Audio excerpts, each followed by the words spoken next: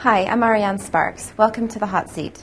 With us today to discuss the deepening crisis in the Eurozone is Dr. Michael Bruter. Thanks for being with us, Michael. Pleasure. Do you see this as a crisis of the Eurozone or more a crisis of the Euro? I think it's much more a crisis of Eurozone countries and a crisis as well of the world economy rather than a crisis of the Euro. One of the things which is remarkable about this crisis is that considering how much pressure there was politically and economically on the Euro has not collapsed in any way, either against the pound or even to a certain extent against the dollar.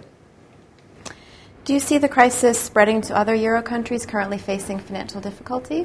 Well, it's one of the very serious difficulties at this stage. I mean, first of all, the crisis is not limited to Eurozone countries. To a certain extent, the UK, for instance, has been affected as well because of its own public finances and growth difficulties.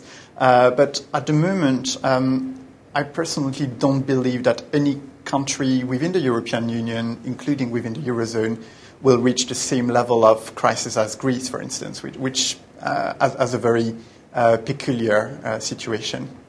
There's been discussion of a growing anger and distrust between the northern Euro countries who have the cash and the southern Euro countries in need of cash.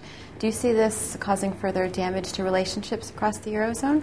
Well, it's one of the great tests for the European Union, right? Because for 70 years now, everybody has said we all want to do some things together, we want to be richer together, we want to be happier together.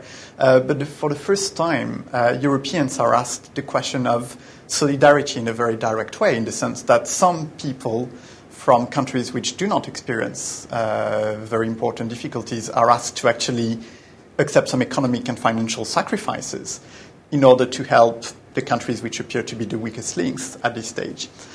What is quite remarkable at this stage is that, including in the countries which bear the burden of the financial rescue of Greece, including countries like Germany, support for European integration and the sense of European identity of people in Germany, the Netherlands, Denmark, and so on hasn't gone down, which is one of the really interesting things. So I think that there is anger about the way the crisis is managed, but at the same time what is really interesting is that it doesn't translate into an anti-European anger, at least at this stage.